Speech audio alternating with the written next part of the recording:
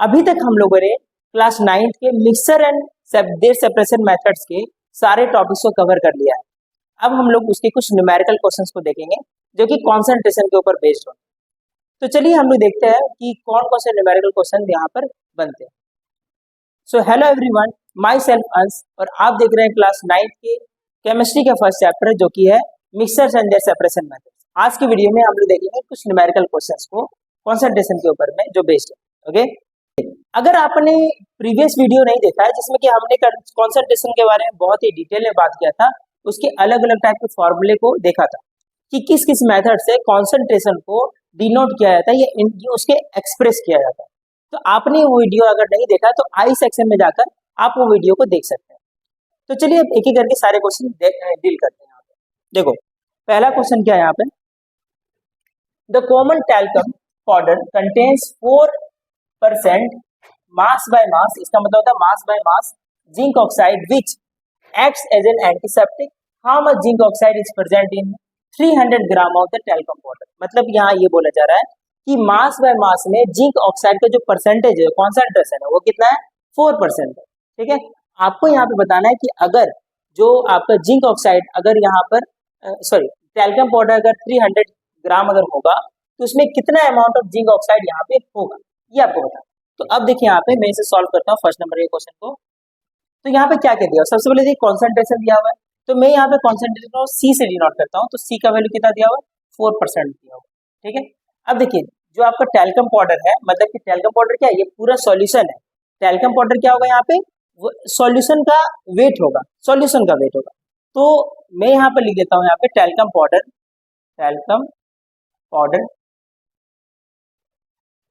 ये कितना दिया हुआ है, ये दिया हुआ 300 ग्राम। आपसे क्या पूछा है, आपसे पूछा है जिंक ऑक्साइड। ठीक है, जिंक ऑक्साइड। अब आप देखिए यहाँ पे जिंक ऑक्साइड का वैल्यू पूछ रहा है। तो देखिए कॉन्सेंट्रेशन का फॉर्मूला क्या होता है, इसका फॉर्मूला होता है कि mass of solute divided by mass of solvent into 100। यही होता है यहाँ पे, हम लोग वही चीज यहाँ पे यूज करें। देखो मैं क्या लिखूंगा यहाँ पे, अब देखिए यहाँ पे लिखा हुआ है जिंक ऑक्साइड डिवाइडेड बाय, यहाँ पे क्या दिया, टैल्कम पाउडर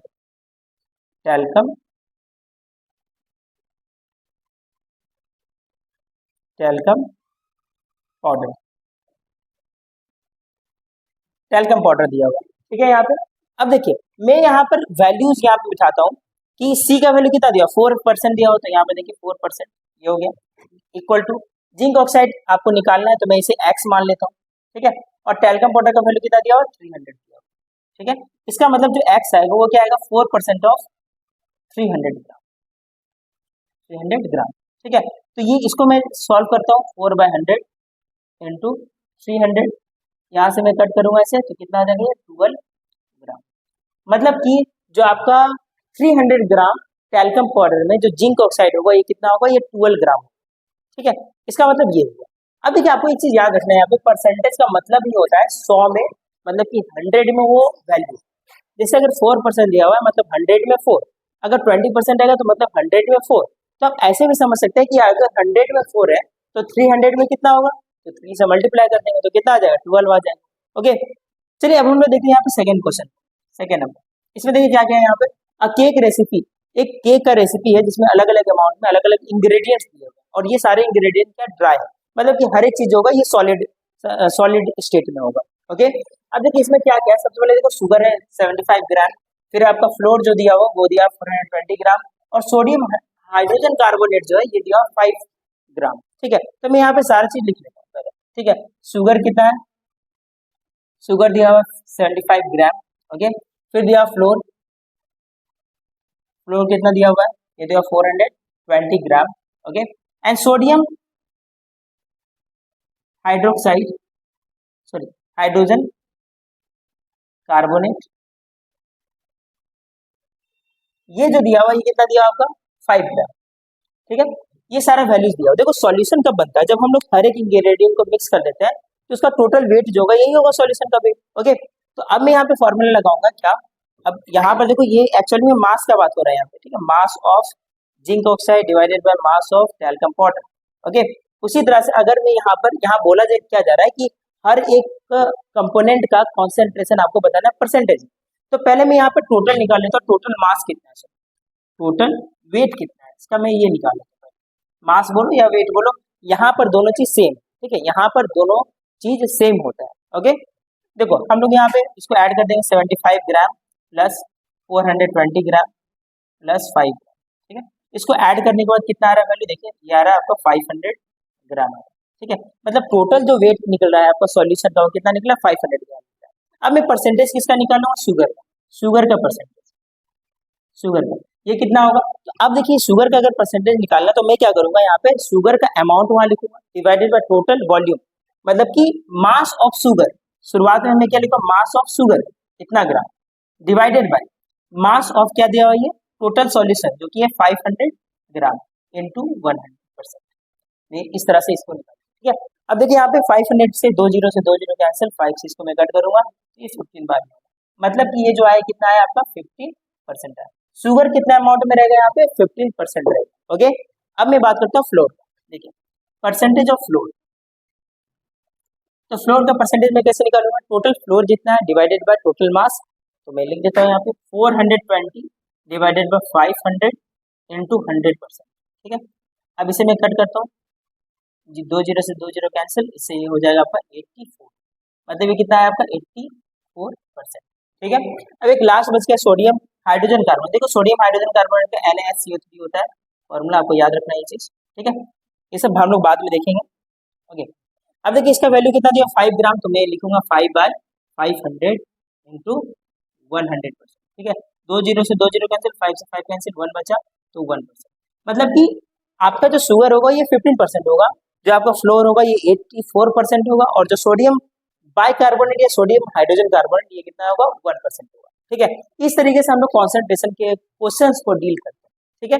चलिए आगे और कुछ क्वेश्चंस देखते हैं इसी चैप्टर के, आगे के क्वेश्चंस को देखते हैं। इस क्वेश्चन में देखिए क्या दिया हुआ है यहाँ पे, कि your mother gives you a bottle of orange juice, okay, concentrate, मतलब ऑरेंज जूस का कॉन्सेंट्रेट है, मतलब कि जिसमें हम लोग फ्लेवर ऐड करते हैं, किसी जूस में फ्लेवर ऐड करते हैं, तो वही फ्लेवर यहाँ पर बोला गया ऑरेंज जूस कॉन्सेंट्रेट, और इसको मिक्स क्या करना है, वाटर के साथ में मिक्स करना है, and serve it to your visiting friends, she ask you to mix 2 tablespoon of concentrate with water, मतलब कि वहां पे वाटर के साथ में कितना मिक्स करना है, उसे 2 टेबल स्पून उसमें ऐड करना, ठीक है ना।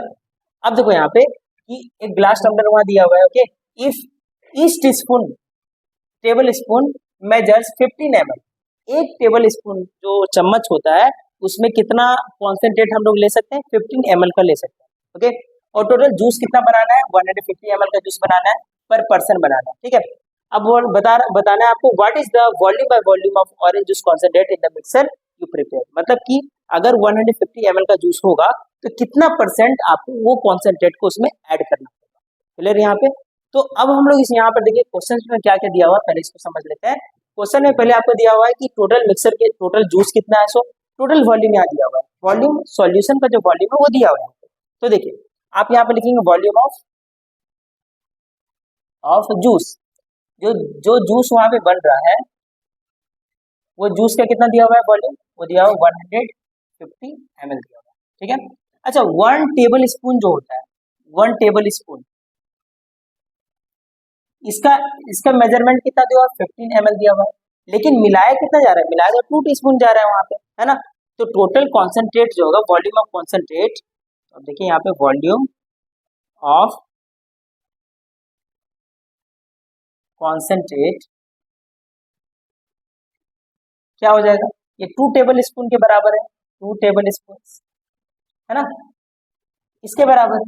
तो ये कितना हो जाएगा, 2 इंटू 15 हो जाएगा, तो ये कितना आ रहा है आपका 30 ml, ओके, मतलब 30 ml आपको कॉन्सेंट्रेट उसमें ऐड करना। अब मुझे क्या बताना, मुझे बताना है यहाँ पे परसेंटेज ऑफ कॉन्सेंट्रेट, कि जो कॉन्सेंट्रेट मैंने ऐड किया वहां पे वो कितना उसका कॉन्सेंट्रेशन होगा, ठीक है। तो आपको इसके लिए क्या करना है, volume of concentrate divided by volume of solution, solution या फिर जूस इंटू 100%, ठीक है। ये हो गया आपका फॉर्मूला। अब देखो मैं यहाँ पे पुट करता हूँ, इसका वैल्यू कितना 30 और इसका वैल्यू कितना 150 इंटू 100, ठीक है। अब देखो 1 जीरो से 1 जीरो गया, 3 से गया कितना हमारा 5 और 5 से गया कितना 20, ठीक है। तो ये कितना आ गया आपका 20%, मतलब कि 150 ml जूस में कितना कॉन्सेंट्रेट ऐड किया गया था? 20% कॉन्सेंट्रेट वहां पे ऐड किया गया था।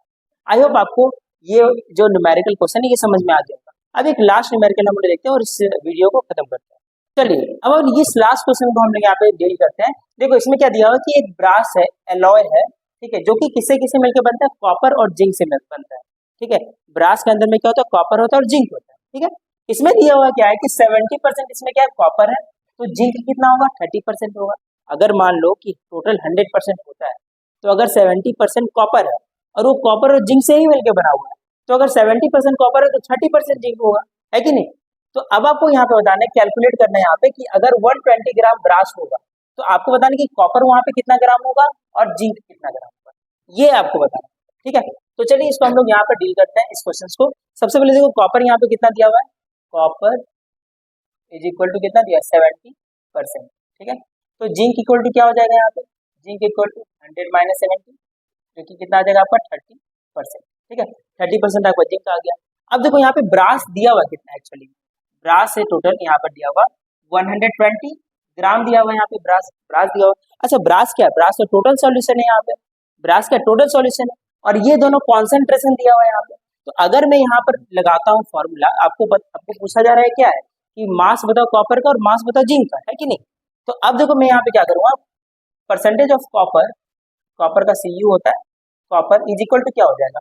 कॉपर का mass, mass of copper Cu divided by brass का मास, मास ऑफ ब्रास, ठीक है। अब आप देखिए कि Cu का कॉन्सेंट्रेशन कितना दिया हुआ?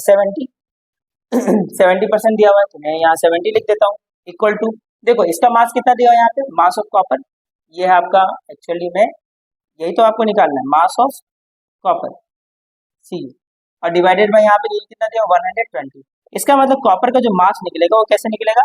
70%, यहाँ पे परसेंट भी होगा, 70% ऑफ 120।